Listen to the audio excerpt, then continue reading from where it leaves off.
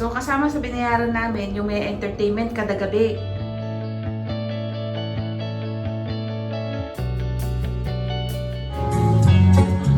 Ikaw na kamisang nilay mo.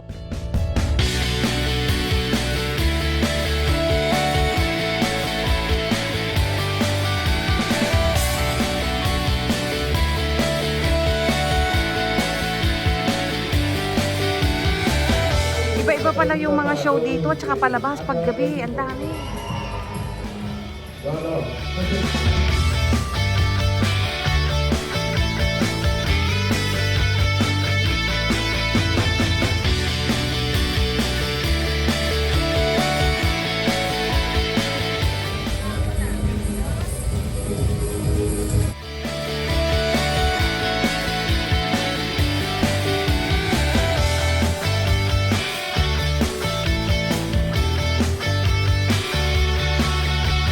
Ito pa yung isang restaurant, libre dito ang tacos.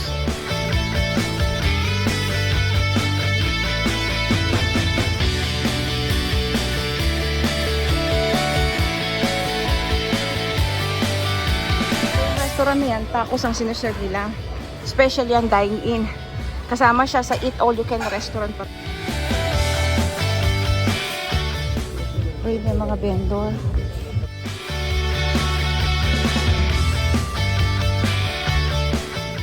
Galing ng mga souvenir nila, oh.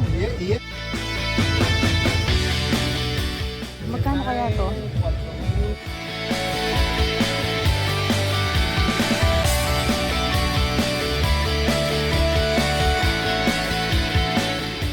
Ayun, oh, ang liliit ng beads, oh. Talagang ang detalyado, oh. Beads na maliliit. Special ang gawa, oh.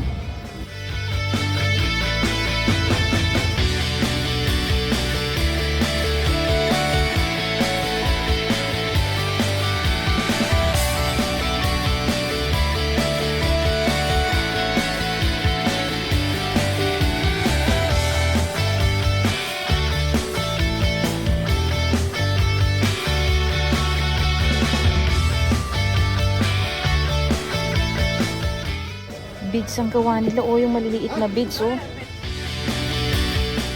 Ah, naku. 2,505 pesos.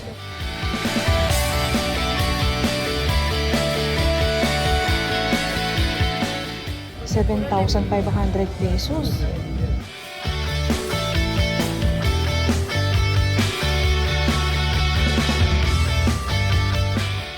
Matagal gawin.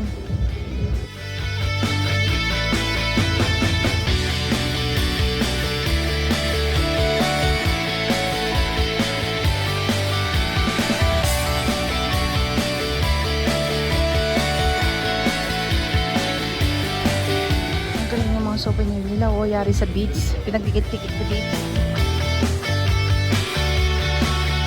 Yung ano nila, ano naman to, ang presyo niya US dollar, oh. Mga hikaw, ang gaganda.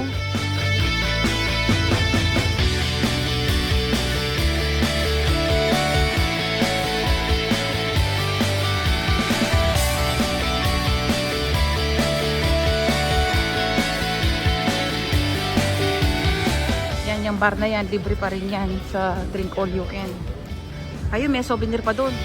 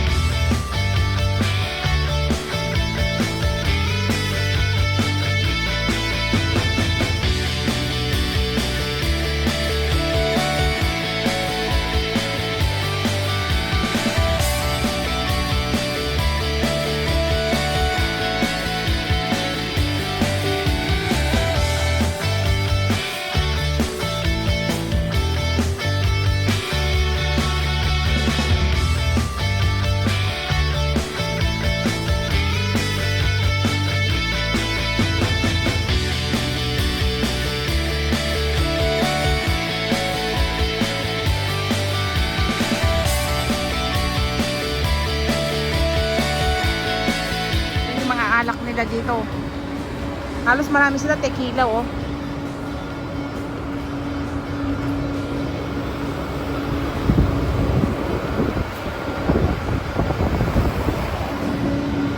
Uy, nasan yung dati mong binili? Ako. Ayan, oh. Ayan yung mga alak nila.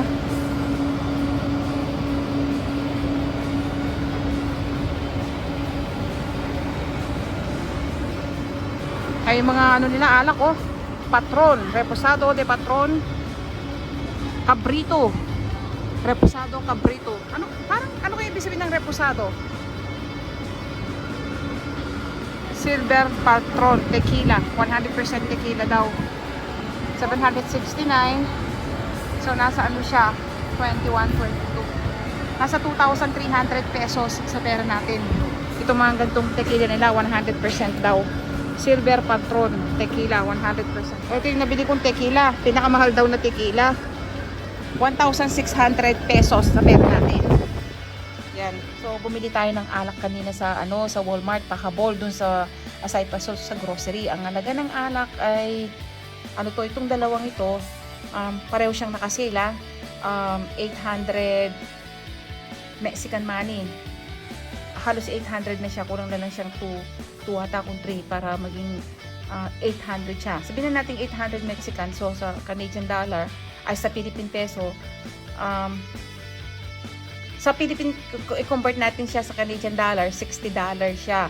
Sa Philippine peso, siya, 2,400 Philippine peso ang dalawang alak na to. Ngayon, dito pala sa Mexico, pumunta kami sa Playa del Carmen, yun ang name ng town. Dito pala sa Mexico, which is ang area parang maraming turista doon, siguro kaya mahal. Yung Walmart doon, nung binili namin to, yung alak nila actually kasama sa groceries.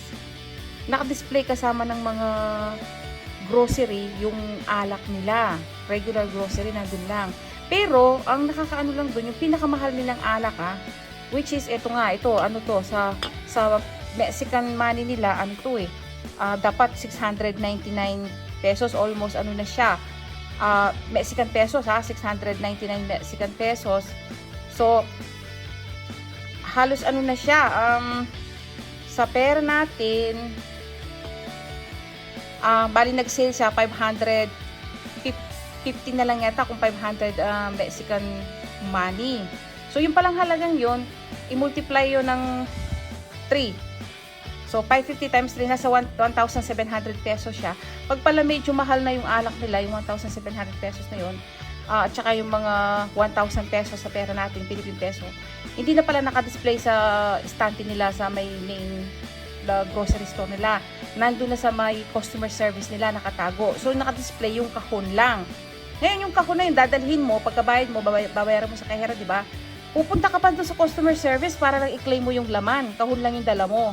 Ito nga, binigay yung laman. Ganun pala sila. Yung mga murang alak nila, naka-display, ito kagaya ito, naka-display dun sa pinaka main grocery lang nila. So, kahit sino, accessible sa lahat ng customer, pwedeng kuhanin, pwedeng bumili.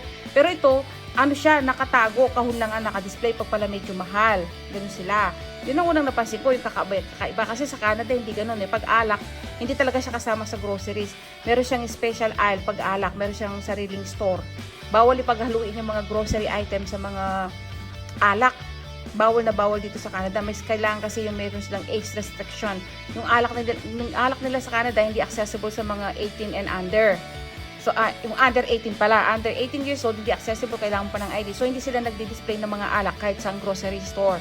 Nakaseparate yung mga liquor store dito sa Canada. Sa pag napansin ko, nung sumakay kami ng taxi, ang taxi pala dito sa Mexico, hindi sila gumagamit ng metro. Usually, ang taxi pala nila, parang tawaran kayo, parang presyuhan pala. Nasa sayo kung gusto mong tumawad or pumayag sila. Pero usually, presyuhan sila. Kasi nung papunta kami ng town na yun, same lang yung layo Nung pumunta kami ng town na yun, ang siningil sa amin, 405 Mexican money. 15 minutes na yung, almost, wala mang 15 minutes. Siguro mga 10 minutes lang mahigit yung biyahe. Na siya, nagbayad na kami 400 Mexican pesos. Nagpresyo sila, hindi sila gumagamit ng mga metro sa mga taxi.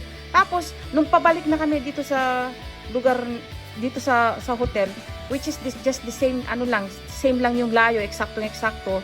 Kasi pareho lang yung binabaan namin at saka sinakayan.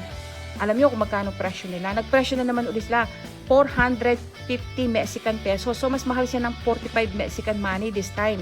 Ibig sabihin, mas mahal silang mag-charge. Ibig sabihin, yung presyo nila, depende doon sa makukuha mong taxi driver, hindi pare-pareho. Hindi sila nagme-metro. Tapos meron pa akong mga kakilala, kaibigan na taga Mexico.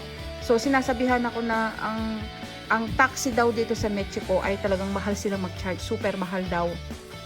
Yun ang sabi sa akin. Wala ka namang magagawa. Kailangan sumakay ka, diba? Pero, naman, parang safe naman sumakay actually. Tapos yung grocery ko, iba-iba. Konti lang, bumili. Ayan lang binili ko. Dilis at saka souvenir yan. 4 na klaseng souvenir. Tsaka yung sapatos na pang swimming ng asawa ko, inabot kami ng 3,000 piso sa pera natin. Sa Philippine peso na yun, 3,000.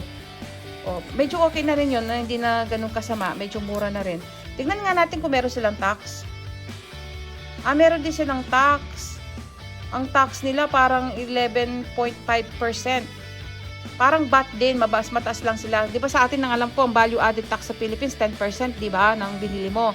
Sa kanila naman, 11.5% yung tax nila. Meron din silang tax. Tapos, sa amin naman, doon sa probinsya namin, Manitoba, ang tax namin, 12% naman. O yun.